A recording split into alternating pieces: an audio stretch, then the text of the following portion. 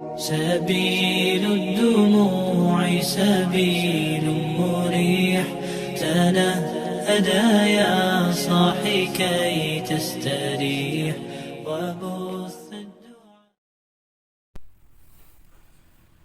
Assalamualaikum warahmatullahi wabarakatuh. Alhamdulillahi rabbil alamin, wabihi nasta'inu ala umurid dunya waddin, wassalatu wassalamu ala asrafil anbiya'i wal mursalin, sayyidina wa maulana Muhammadin wa ala alihi wa ashabi ajma'in. Rabbi shrah li sadri wa yassir li amri wahlul 'uqdatam min lisani yafqahu qawli, amma ba'du. Para pemirsa channel Kampanye Istighfar, marilah kita senantiasa bersyukur kepada Allah Subhanahu wa taala, yang mana pada kesempatan kali ini kita masih dapat dipertemukan kembali dalam keadaan sehat walafiat tanpa ada halangan apapun. Mudah-mudahan kami doakan Bapak Ibu pemirsa sekalian dimanapun Anda berada selalu dapat kesehatan jasmani, kesehatan rohani, kekuatan iman Islam, dan diluaskan rezekinya oleh Allah Subhanahu wa taala, dan dipanjangkan umur kita dan juga anak-anak yang soleh dan solehah. Amin Allahumma amin ya rabbal alamin. Kepada para pemirsa channel Kampanye Istighfar, alhamdulillah pada kali ini saya ingin sedikit bercerita yang sudah saya dapatkan dari madrasah. Mohon maaf, bukan maksud saya menggurui para alim, para ulama, tapi hanya ingin menceritakan kembali apa yang sudah saya dapatkan dulu di madrasah dan juga di pondok. Saya ingin sedikit bercerita. Ini adalah cerita dari hadis Sahih Muslim nomor 5299. Mudah-mudahan kita dapat mengambil hikmah dan manfaatnya. Kisahnya seperti ini. Ada seorang pemuda yang sedang berjalan di tengah padang pasir. Dia berjalan di tengah-tengah itu sendirian. Kemudian dia menatap awan pekat hitam di atas langit. Dan di balik awan itu ada suara yang terdengar di telinganya. Suaranya bilang seperti ini: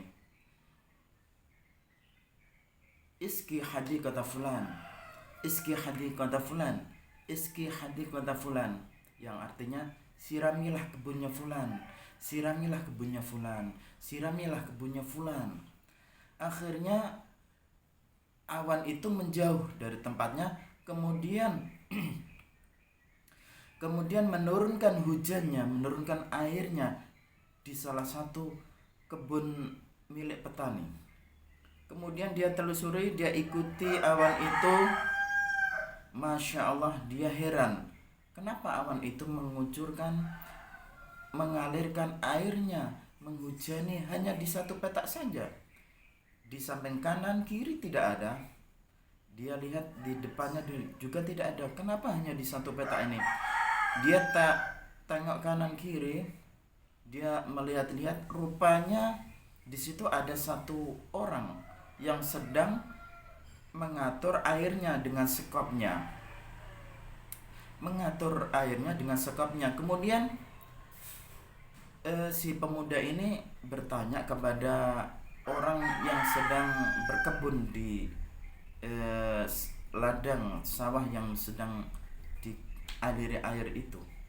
Kemudian dia tanya, "Wahai fulan, wahai hamba Allah, siapakah namamu?"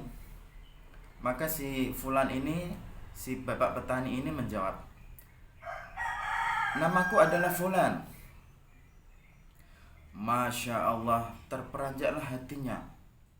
Nama ini adalah nama sama seperti suara di awan, suara di balik awan. Maka kemudian petani ini juga heran, kenapa wahai hamba Allah, kenapa engkau menanyakan namaku? Kemudian si pemuda ini bercerita, begini Bapak, saya tadi jalan di tengah padang pasir, kemudian saya mengikuti jalannya awan ini dan kemudian mengairi kebunnya si Bapak ini, dan ini adalah airnya. Si Bapak tadi bercerita seperti itu. Masya Allah. Kemudian si petani bilang, karena engkau sudah menanyakan hal itu kepada saya tentang kebun ini, saya sudah merawat kebun ini dengan baik. Karena saya setiap hasil panennya, saya sepertiganya saya sedekahkan, dan sepertiga lain saya makan bersama keluarga saya, dan sepertiga lagi saya kembalikan untuk bercocok tanam sebagai modal. Masya Allah. Orang pemuda ini terheran-heran. Masya Allah, mulianya orang yang bersedekah. Allah jaga, Allah beri keistimewaan. Dia terbersih dalam hatinya, ini adalah sebuah karamah, kemuliaan dari Allah Subhanahu wa taala yang diberikan kepada bapak petani ini. Karena amalannya yang begitu hebat, yang dia tanyakan, sepertiganya dia sedekahkan, dan sepertiga lagi dia makan beserta keluarganya, dan sepertiga lagi dia kembalikan sebagai modal untuk bercocok tanam kembali. Dan Masya Allah, ini adalah suatu pembelajaran buat kita semua. Semoga saja kita dapat memetik hikmah seperti ini, hikmah dari cerita hadis Nabi Muhammad dari Abu Hurairah, yang dia ceritakan kepada para sahabat. Dari Abu Hurairah, Nabi bercerita seperti ini. Ini adalah cerita Nabi, ini juga adalah otomatis hikmah dan teladan yang dapat kita ambil dari sini, karena tertuang juga dalam Al-Quran surat Syaba ayat 39, yang kurang lebih artinya demikian: barang siapa yang menginfakkan hartanya, maka Allah akan ganti, dan Allah adalah sebaik-baik pemberi rezeki. Gitulah janji Allah, tidak akan pernah meleset, tidak akan pernah diingkari. Janji Allah pasti, meskipun itu kapanpun, meskipun itu tidak langsung diberikan oleh Allah, tapi suatu saat apa yang kita infakkan, apa yang kita berikan akan diberikan oleh Allah Subhanahu wa taala di dunia ini dan di akhirat nanti. Amin Allahumma amin ya rabbal alamin. Para pemirsa kampanye istighfar, itulah kita dapat memetik hikmah-hikmah dari cerita-cerita ini. Yang pertama adalah Allah akan mengekalkan siapa yang berinfak, mengekalkan rezekinya siapa yang berinfak di jalan Allah. Mungkin kalau orang ini diberi umur panjang, diberi 7 keturunan, insya Allah tidak akan habis hartanya seperti ini. Karena tiap tahun hasilnya sepertiga untuk disedekahkan para fuqara dan masakin, dan di riwayat lain sepertiganya ini diberikan kepada fakir miskin dan orang-orang yang meminta-minta, dan juga Ibnu Sabil, orang yang dalam perjalanan, orang muslim dalam perjalanan itu diberi. Itu adalah riwayat lain dari hadis ini ada. Kemudian hikmah yang kedua, Allah tidak akan menyia-nyiakan pahala orang-orang yang soleh, orang-orang yang bertakwa ya. Ini saya teringat juga kisah Nabi Yusuf dulu. eh, Nabi Yusuf pastilah seorang nabi bertakwa kepada Allah. Dia lebih memilih penjara daripada memilih melayani hawa nafsunya si istrinya raja ini, yang terkenal konon namanya adalah Siti Zulaikha.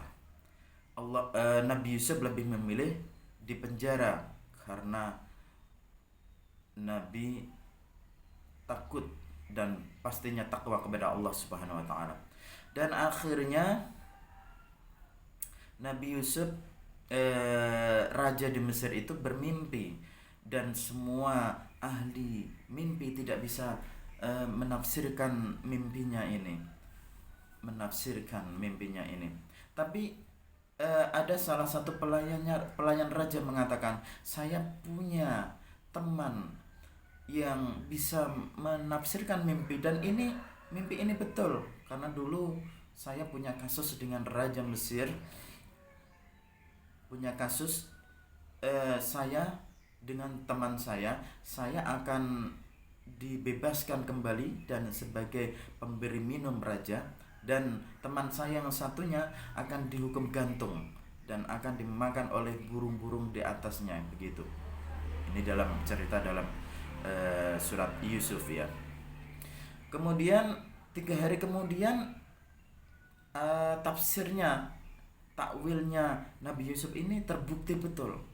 Wahai raja, bolehkah saya bertanya kepada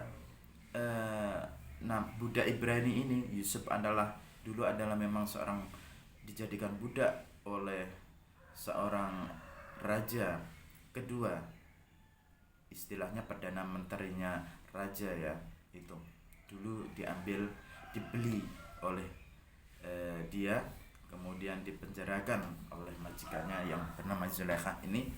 Kemudian setelah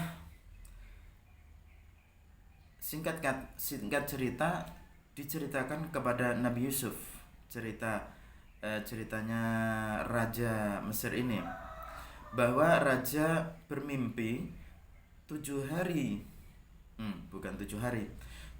ekor sapi gemuk dimakan 7 ekor sapi kurus di tengah sungai Nil itu ya.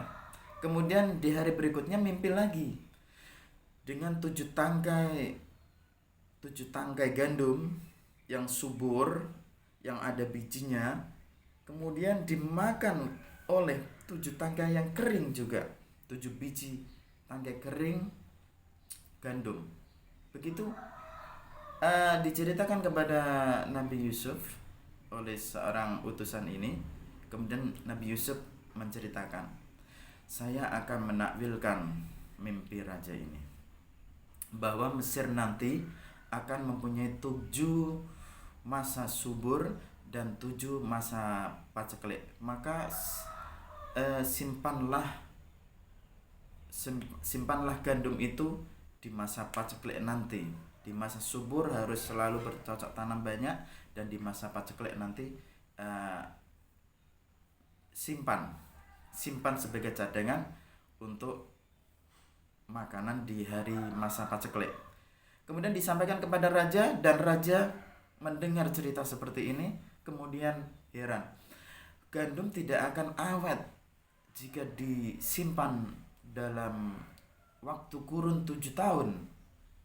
Dalam waktu 7 tahun ya, maksudnya 7 tahun masa subur, 7 tahun masa paceklik. Kemudian tidak akan awet dalam kurun 7 tahun. Kemudian Masya Allah, ada yang lewat. Kemudian raja tanya kembali, ini tidak akan mungkin gandum bisa disimpan dalam masa 7 tahun. Kemudian tolong panggil si pemuda ini dalam penjara, panggil dia. Akhirnya Masya Allah, Nabi Yusuf bisa bebas dari penjaranya karena bisa menakwilkan mimpi raja. Dan inilah hikmah, Allah tidak akan menyia-nyiakan pahala orang yang bertakwa. pahala orang-orang soleh khususnya.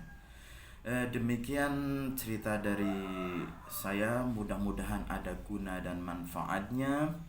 Kita petik hikmahnya yang terbaik untuk kita. Dan kita, sebelum saya akhiri video ini, kita beristighfar dulu. Mudah-mudahan Allah mudahkan semua kesulitan untuk kita. Allah mudahkan semua kesedihan yang ada pada kita, dan Allah akan melimpahkan rezeki yang tidak disangka-sangka. Kita mulai. Bismillahirrahmanirrahim.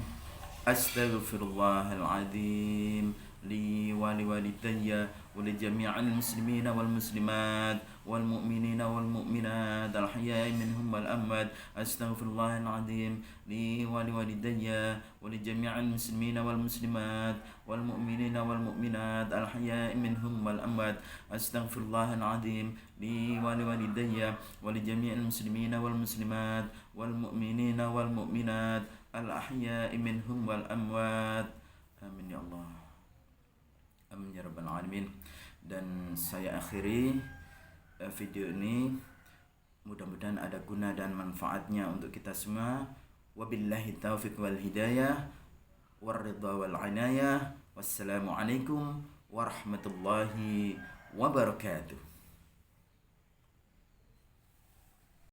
سبيل الدموع سبيل مريح تنهدى يا صاحي كي تستريح